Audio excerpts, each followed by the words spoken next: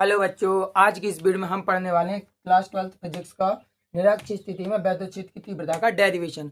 अब तक की वीडियो में हमने क्या पढ़ लिया है? कूलाम का नियम और अक्षीय स्थिति में वैद्युत की तीव्रता। अब हम पढ़ने वाले हैं निरक्षीय स्थिति में वैद्युत की तीव्रता। देखिए, हम चित्र बनाएंगे, फिर स्टेप बाय स्टेप डेरिवेशन करते जाएंगे। थ्योरी हम बोलते जाएंगे, तो आप लिखना चाहो तो थ्योरी खुद से लिखते जाओगे। ठीक, तो निरक्षीय स्थिति में वैद्युत की तीव्रता यानी क्या कह रहा है वो निरक्ष। पहले अक्षीय स्थिति में कहता था तो अपन किसके बना देते, इसी जैसे ये अक्ष है, दो अक्ष होते हैं, एक्स अक्ष वाई अक्ष। अक्षीय स्थिति में कहता था इसी अक्ष के अकॉर्डिंग बनाते थे। अब कहता निरक्षीय स्थिति में वैद्युत की तीव्रता अपन निकालने तो बिल्कुल अक्ष के अकॉर्डिंग नहीं बनाना है, अक्ष के जस्ट अपोजिट बनाएंगे तो निरक्षीय स्थिति में वैद्युत की तीव्रता निकाल लेंगे। तो इसके लिए सबसे पहले हम क्या मानते हैं, माना एक वैद्युत द्विध्रुव ए भी है, तो हमने सबसे पहले मान लिया कि भैया लो वैद्युत द्विध्रुव किससे मिलकर बनता था हमारा, दो आवेशों, माइनस क्यू आवेश और प्लस क्यू आवेश। तो हमने ले लिया एक माइनस क्यू आवेश, एक ले लिया प्लस क्यू आवेश। हमने माना वैद्युत द्विध्रुव ए बी है, तो हमने एक द्विध्रुव मान लिया ए बी। इस द्विध्रुव को हमने नाम क्या दे दिया, ए और बी। आप लिख सकते हैं सबसे पहले कि माना एक वैद्युत द्विध्रुव ए बी है जो कि माइनस क्यू और प्लस क्यू आवेश में से मिलकर बना है, जिसकी अति अल्प लंबाई कितनी है, इसकी अति अल्प लंबाई हमने मान ली कि हमारी इसकी अति अल्प लंबाई 2l है, तो हमने इसकी अति अल्प लंबाई 2l दे दी। अब ऐसे हमने अक्षीय स्थिति में किया था कि द्विध्रुव माना था, नहीं माना था, हाँ माना था। क्या माना था हमने, माना एक वैद्युत द्विध्रुव ए बी है जो कि माइनस और प्लस क्यू आवेश से मिलकर बना है, जिसकी अति अल्प लंबाई 2l है।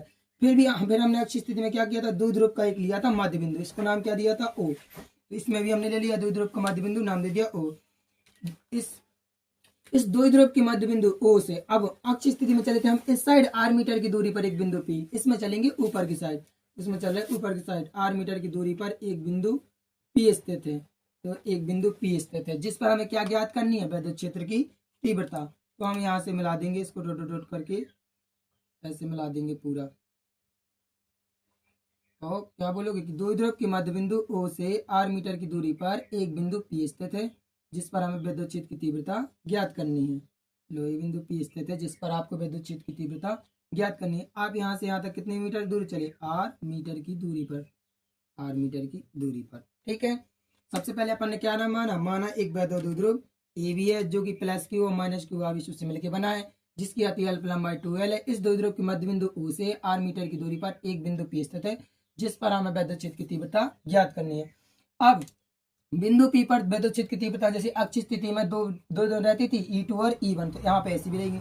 माइनस क्यू आवेश के कारण यहाँ पे वैद्युत क्षेत्र की तीव्रता जो होती है वो हो जाती है E2, और प्लस क्यू आवेश के कारण जो वैद्युत क्षेत्र की तीव्रता होती है वो हो जाती है, क्योंकि प्लस प्लस अट्रैक्ट करेंगे तो दूर को जाएगी, वो हो जाती है E1। वो हमने लिख दी इसको E1। ठीक, अब जो हमारे बिंदु P पर यहाँ पे वैद्युत क्षेत्र की तीव्रता दो घटकों में विभाजित हो जाती है। कौन कौन सी, लंबवत घटक और क्षैतिज घटक। तो हमने इसको लंबवत घटक और क्षैतिज घटक में विभाजित कर देते हैं।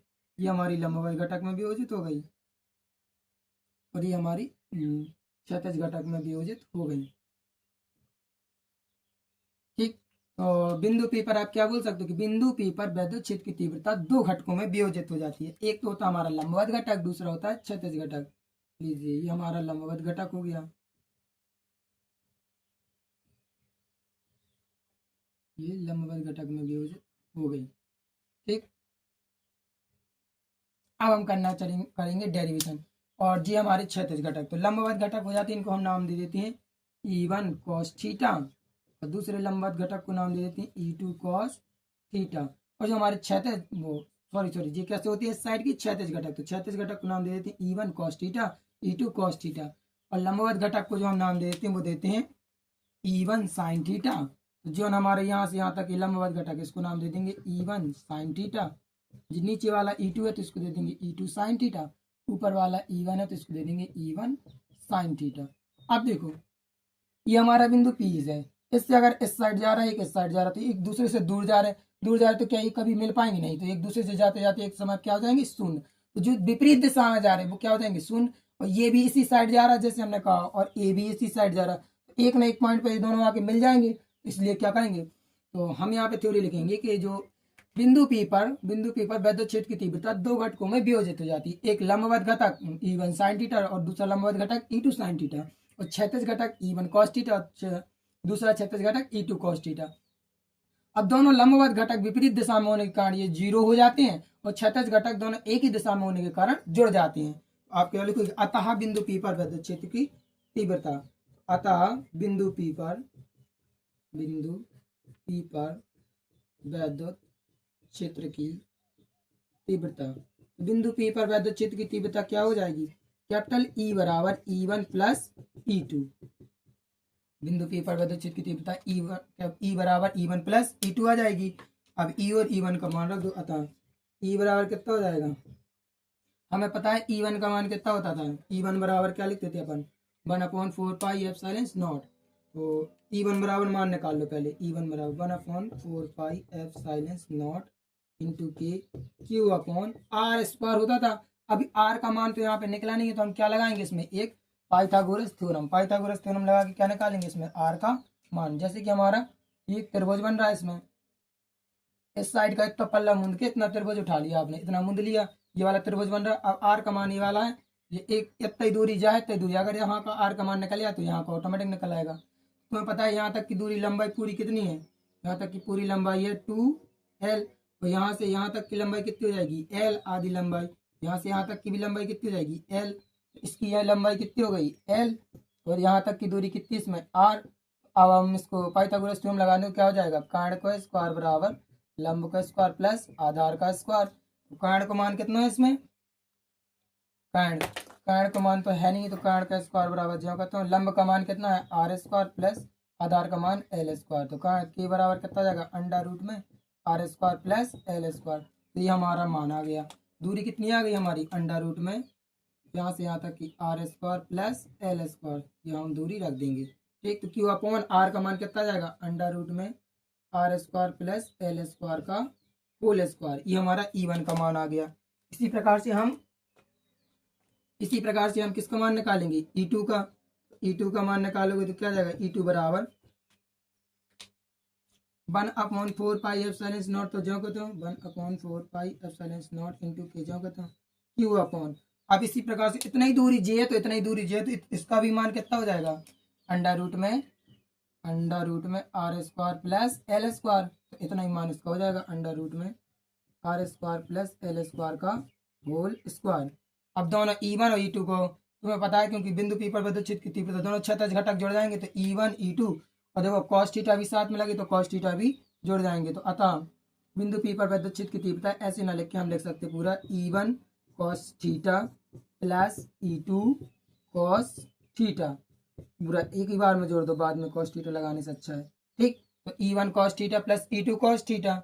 अब E1 का यहाँ पे मान रख दो, यहाँ पे E1 का मान रख दीजिए और यहाँ पे E2 का मान रख दीजिए। तो अतः E बराबर क्या हो जाएगा, E1 का जो भी हमने मान निकाला वो रख देंगे, 1/4 पाई एप्सिलॉन नॉट इंटू के Q upon under root are square plus L square का होल स्क्वायर इंटू क्या है हमारा cos थीटा, यहाँ पे लगा दिया जो कहते हैं cos थीटा प्लस लगा दिया। फिर E2 का मान कितना है, 1/4 पाई एप्सिलॉन नॉट इंटू के Q upon under root are square plus L square का होल स्क्वायर। फिर यहाँ पे भी हमारा क्या है cos थीटा, हमने क्या रख दिया यहाँ पे भी cos थीटा। अब देखो ध्यान से, cos थीटा देखो, एक 1/4 पाई एप्सिलॉन भी सेम है, ये भी सेम है, एक जे भी सेम है, एक जे भी सेम है, cos थीटा सेम है। जैसे मान लो हमने जे लिखा है, मान लो पूरा 2x, ये लिखा है 2x, तो ये दोनों मिलकर कितना हो जाएंगे, 2 2 4x। उसी प्रकार से एक पूरा ये है, मान लो एक है, एक m और ये लिखा है, इसको मान लो n, इसको मान लो o, एक MNO जे लिखा और एक MNO पूरा मान लो जे लिखा, तो जुड़ के कितना हो जाएगा 2MNO। इसी प्रकार से पूरा ये जुड़ के कितना हो जाएगा, E बराबर 2 into 1/4 pi epsilon not into के Q upon under root are square plus L square का होल स्क्वायर cos थीटा, इतने हो जाएगा। अब हम यहाँ से निकालेंगे cos थीटा का मान रखने के लिए cos थीटा का मान, तो हमने जो लगाया था cos थीटा बराबर क्या होता था हमारा, आधार बटे कर्ण, इंग्लिश में इसको बोलते हैं पंडित बद्री प्रसाद हरी बोल। इससे निकाल सकते हैं आपके जिस साइन का जो cos का, यानी BYH, ये BYH इंग्लिश में लिख सकते। तो cos थीटा बराबर आधार का मान कितना है, आधार का मान L है और कर्ण का मान कितना है, अंडर रूट में are square plus L square. ये हमारा cos थीटा का मान आ गया। अब हम ये cos थीटा का मान क्या रख देंगे, यहाँ पे पुट कर देंगे इस वाले में, तो कॉस थीटा का मान रख दोगे तो कितना आएगा, बाकी तो पूरा सेम टू सेम रहेगा। कॉस थीटा का मान क्या जाएगा, एल अपॉन अंडर रूट में are square plus L square. ठीक, अगले स्टेप में क्या हो जाएगा, ई बराबर 1/4 पाई एप्सिलॉन नॉट इंटू के जो कहता हूँ q upon under root are square plus L square. अब इसको अंडर रूट को हम क्या लिख सकते हैं, अंडर रूट को जब हटाएंगे तो इसको लिख सकते हैं किसी की 1/2, और इसके ऊपर पावर चढ़ी है तो इसके ऊपर पावर को भी जी 2 की घात लगी है तो इस 2 की घात, क्योंकि जब भी किसी अंडर रूट लगा हो तो जैसे एक्स के ऊपर अंडर रूट लगा मान लो तो एक्स को लिख सकते हैं एक्स की पावर 1/2, और इसके ऊपर स्क्वायर भी चढ़ा तो गुणा में क्या आ जाएगा स्क्वायर। सेम इसी प्रकार है, इसकी पावर को लिख दिया 1/2, इसको स्क्वायर चढ़ा तो स्क्वायर जो कहता हूँ लिख दिया। ठीक, उसी प्रकार से हम इसमें भी लिख सकते हैं एल अंडर रूट को क्या लिख सकते हैं r square plus L square, इसकी पावर भी क्या लिख सकते हैं 1/2।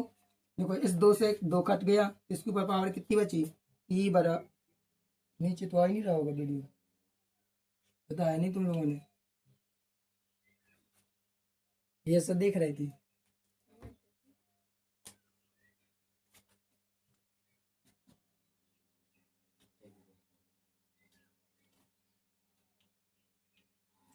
अच्छा सर से लर्न करो तुम लोग अपने से अच्छो तो।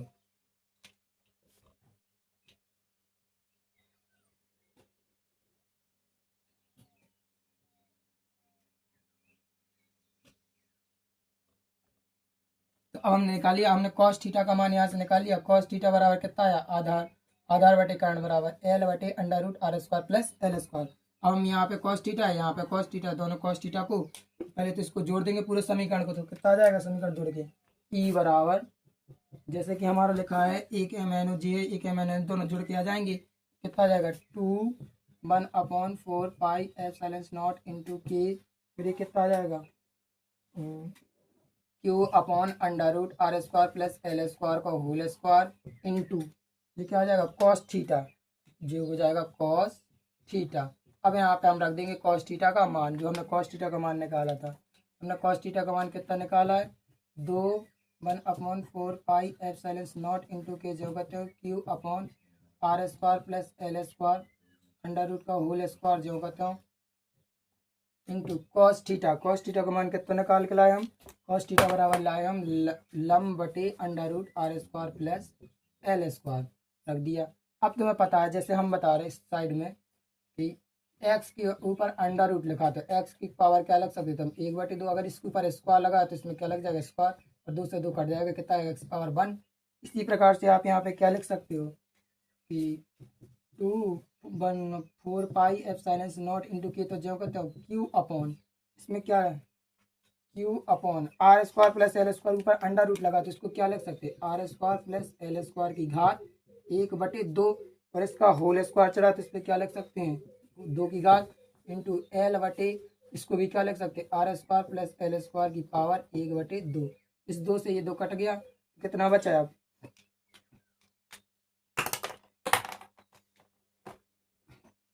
यहाँ से बचेगा ई बराबर 2 जो कहते हैं 1/4 पाई एप्सिलॉन नॉट इंटू के, तो जो कहता हूँ ये क्या हो जाएगा 1/, जो क्यू भी जो कहता हूँ r square plus L square की पावर यहाँ पे बचेगी अब 1, और इसी प्रकार से यहाँ पे कितना है L L R square plus L square की पावर कितनी है 1/2। अब हमें पता है गुणा में घातें जुड़ती हैं, तो ये भी हमारा गुणा में पूरा, तो गुणा में घातें क्या होती हैं जुड़ती हैं, तो यहाँ पे साइड में गुणा में घातें जोड़ देंगे तो 1 + 1/2 लास्ट ले लेंगे, कितना जाएगा 2 + 1/2, इन्हें कितना जाएगा 3/2, इसकी पूरी के ऊपर घात कितनी आ जाएगी 3/2। अगले स्टेप में तो ये ई बराबर अभी तो जो कहता हूँ चला आ रहा, ई बराबर जो कहता हूँ ई का बराबर ये भी सेम टू सेम रहेगा 2 × 1/4 पाई नॉट इंटू के क्यू अपॉन अंडर रूट, जो क्या जाएगा r square plus L square की घात 3/2, तो हमने लिख दिया 3/2। अब यहाँ पे हम क्या करेंगे आर स्क्वायर की तुलना में एल स्क्वायर को छोड़ देंगे, यहाँ पे ऐसे लिखेंगे आर स्क्वायर की तुलना में, आर स्क्वायर की तुलना में एल स्क्वायर को छोड़ने पर, आर स्क्वायर की तुलना में एल स्क्वायर को छोड़ दो, जैसे हमने छोड़ दिया तो कितना आ जाएगा ई बराबर 2 जो कहते हो और ये एल भी था यहाँ पे, तो ये एल भी रहेगा, जो कहते हैं क्यू एल ऊपर वाला 2/1/4 पाई एप्सिलॉन नॉट इंटू के, जो कहते हैं q into l upon r square को छोड़ दिया तुमने तो क्या बचा आर स्क्वायर, एल स्क्वायर को तुमने छोड़ दिया, यानी एल बराबर छोड़ने का मतलब है 0 एल स्क्वायर अगर दिया तो यहाँ पे क्या बचेगा आर स्क्वायर, आर स्क्वायर को कितना हो जाएगा होल स्क्वायर। ठीक है, अब तुम जानते हो एक फॉर्मूला जो हमने दूध ध्रुव पढ़ाया था, दूध ध्रुव में क्या कहता था कि पी बराबर कितना होता है 2Q L, पी बराबर क्या लिखते थे अपन 2Q L, यानी 2QL की जगह पी रख सकते थे। यहाँ पे कितना हो गया 2, ये पे 2 और Q और L पूरा बन रहा है। अब इसको एक साइड पीछे लिख लेते एक बार में, तो ई बराबर क्या लिख सकते 1/4 पाई एप्सिलॉन नॉट इंटू के, ये कितना आएगा 2QL अपॉन आर स्क्वायर को होल स्क्वायर, तो ये कितना आएगा। और एक चीज़ तो छूट गई यहाँ पे कहीं ना कहीं, 2QL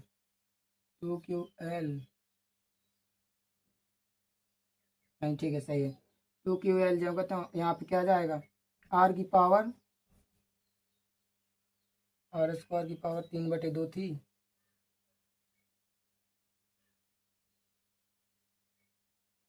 ठीक ठीक, इसकी पावर कितनी लगी यहाँ पे 3/2, तो यहाँ पे पावर कितनी लगा देंगे अपन 3/2, जो कितना आएगा जब पावर का गुणा होगा तो 2 गुणा 3/2, इस 2 से 2 कट जाएगा तो कितना आएगा, और 2QL की जगह क्या रख देंगे पी। अगले वाले स्टेप में क्या आएगा ई बराबर 1/4 पाई एप्सिलॉन नॉट इंटू की, 2QL की जगह पर रख दिया पी, तो हमने रख दिया 2QL बराबर पी, और जी आर की घात कितनी बचे क्यू। यही हमारा निरक्षीय स्थिति में क्या है वैद्युत की तीव्रता का व्यंजक है, डेरिवेशन है। या यदि हम यहाँ पे क्या रख दें, यदि के बराबर क्या रख दें 1, यदि के बराबर 1, अगर तुम के बराबर 1 रख दो तो इसकी का फॉर्मूला क्या निकल आएगा, के की जगह हो जाएगा 1, तो लिख जाएगा ई बराबर 1/4 pi epsilon naught p upon r q. तो ये हमारा वैद्युत की तीव्रता का व्यंजक है। इसका मात्रा क्या हो जाएगा न्यूटन प्रति कूलाम, न्यूटन प्रति कूलाम इसका मात्रा हो जाएगा। देखो सबसे पहले इस डेरिवेशन को हम एक बार और रफली आपको रिवीजन करा देते हैं, ताकि कोई पॉइंट आपको यदि नहीं समझ में आओ तो दोबारा में समझ में अच्छे से आ जाए। निरक्षीय स्थिति में वैद्युत क्षेत्र की तीव्रता का डेरिवेशन करने के लिए सबसे पहले आप थ्योरी लिखते जाएंगे। हम बोलते जाएंगे कि माना एक वैद्युत द्विध्रुव ए भी है, एक हम ये वैद्युत द्विध्रुव ए भी मान लेते हैं, जो अंदर वाला है उसको क्या मानते हैं वैद्युत द्विध्रुव ए भी है, तो हमने मान लिया एक वैद्युत द्विध्रुव ए भी है जो कि दो आवेशों -Q और +Q से मिलकर बना है। इस द्विध्रुव की अति अल्प लंबाई कितनी है 2L है। तो इस द्विध्रुव के मध्य बिंदु O से r मीटर की दूरी पर एक बिंदु हमारा P स्थित है, जिस पर हमें वैद्युत क्षेत्र की तीव्रता ज्ञात करनी है। बिंदु P पर वैद्युत क्षेत्र की तीव्रता E2/E1 है, ठीक है।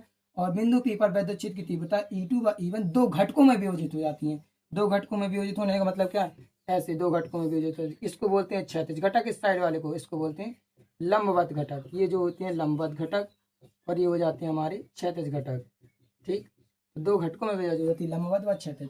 लंबवत घटक विपरीत दिशा में होने के कारण क्या हो जाती है शून्य हो जाते हैं, क्षैतिज घटक एक ही दिशा में होने के कारण जुड़ जाते हैं। तो इसलिए हमारा क्या हो जाता है E1 cos theta plus E2 cos theta, क्योंकि E1 E2 क्या है क्षैतिज घटक है, दोनों विपरीत दिशा में है, तो वो एक ही दिशा में, तो E1 को cos थीटा जोड़ देते हैं, E2 cos थीटा जोड़ देते हैं। फिर हम क्या लगा देते हैं, जो बिंदु आविष्करण वैद्युत क्षेत्र की तीव्रता का फॉर्मूला होता है E1 बराबर 1/4 Q अपॉन R स्क्वायर होता है यहाँ पे। तो R का मान यहाँ पे निकालते हैं, इसको R का मान कितना जाता है अंडर रूट में पाइथागोरस थ्योरम लगा के त्रिभुज में, एक त्रिभुज में पाइथागोरस थ्योरम लगा देती हो तो आपका क्या निकल आता है आर का। जैसे इसमें से एक त्रिभुज में आप पाइथागोरस थ्योरम लगा देते हो तुम्हारा क्या निकल आता आर का मान।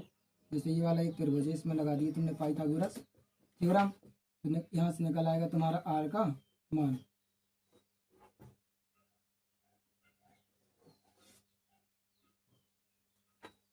लीजिए ये वाला त्रिभुज दिखने लगा है आपके लिए, तो इस वाले में लगा के आर का मान निकाल लेते हैं। आर का मान आ जाता है under root R square plus L square. यहाँ पे भी जब जितना आर का मान इसमें होता है तो जितना आर का मान ही इतना इसमें हो जाएगा, क्योंकि दूरी तो दोनों की उतनी उतनी है। ठीक, अब E1 का मान निकाल लेते हैं और E2 का मान निकाल लेते हैं। E1/E2 का मान इस वाले फॉर्मूला में यहीं पुट कर देते हैं, E1/E2 का मान यहाँ पे E1 का मान रख देते हैं, यहाँ पे E2 का मान रख देते हैं। ठीक, E1/2 का मान रख देते कितना होता है E1 1/4 Q upon R square plus L square cos theta जो कहते हैं 1/4 Q upon R square plus square cos theta जो का क्यों। फिर क्या करते हैं cos थीटा का मान निकालते हैं।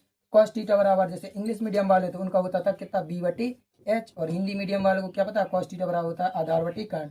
आधार का मान यानी B का मान तुम्हारे लिए कितना 20 का मान L, तो तुम उठा के रख देते हो L, और तुम्हारा कर्ण का मान कितना, अंडर रूट में are square plus L square, तो कर्ण का मान रख दिया तो अंडर रूट में are square plus L square, तो तुमने यहाँ पे रख दिया कॉस थीटा दोनों को पहले तो जुड़ जाएंगे जो पूरा, एक पूरा ये है और एक पूरा ए है, तो एक पूरा पूरा क्योंकि सेम से में एक को एक मिलके कितने हो जाएंगे 2, तो तुम्हारे पूरा जुड़ के कितना आ गया 2, और यहाँ पे रख दिया तुमने कॉस थीटा का मान। अब कॉस थीटा का मान कितना रखा है तुमने, अंडर रूट में एल बटे r square plus L square. अब चूंकि तुम जानते हो कहीं भी अंडर रूट लिखा हो तो इस अंडर रूट को लिख सकते हैं हम 1/2, तो हमने इस अंडर रूट को हटा दिया, इसकी पावर लिख दी 1/2, इसको होल स्क्वायर लगा तो इसको होल स्क्वायर जाओ बताओ, यहाँ पे भी अंडर रूट को हटा के 1/2 लिख दिया, 2 से 2 कट गया, इसकी ऊपर पावर बची हमारी 1 और इसकी ऊपर बची 1/2। अब हम जानते हैं गुणा में घात है हमारी जुड़ जाती हैं, एक और 1/2 को जोड़ दे तो पूरा मिलकर कितना आ जाता हमारा 3/2, हम 3/2 रख दिया। हमने आर स्क्वायर की तुलना में क्या करते थे, एल स्क्वायर को 0 मान रख देते, एल स्क्वायर को छोड़ देते, बिल्कुल एल स्क्वायर को छोड़ दें तो एल 0 हो जाएगा, तो आर स्क्वायर की पावर कितना आ जाएगा, ये 3/2, तो ये हमारा आ गया आर स्क्वायर की पावर 3/2। और हम जानते हैं 2 और क्यू और एल, 2QL बराबर हमारा होता है पी, 2QL बराबर, तो हम 2QL की जगह पे क्या पुट कर देते हैं पी, क्योंकि वैद्य द्विध्रुव आगुण से पढ़ा है हमने, 2QL की जगह पे हम रख देंगे अगले स्टेप में जी हमने रख दिया पी, और यहाँ पे 2 से 2 कट जाएगी, यहाँ पे गुणा में कर दोगे तो कितनी बचेगी r की घात 3। यही हमारी निरक्षित स्थिति में वैद्योचित की बता होती है। अब यहाँ पे यदि परावैद्युतांक के का मान 1 रख दें तो हम रख देते k बराबर 1, तो हमारा ये पूरा डेरिवेशन सिद्ध किया जाता है, E बराबर 1/4πε0 P/r/Q, यही हमारे वैद्योचित की तीव्रता का फॉर्मूला होता है, सिद्ध होकर आ जाता है। वीडियो अच्छी लगे तो चैनल को लाइक कमेंट सब्सक्राइब और अपने दोस्तों तक शेयर जरूर करिएगा। पढ़ते रहिए, आगे बढ़ते रहिए और अपने अपने माता पिता का सम्मान जरूर किया कीजिए। जय हिंद, जय भारत।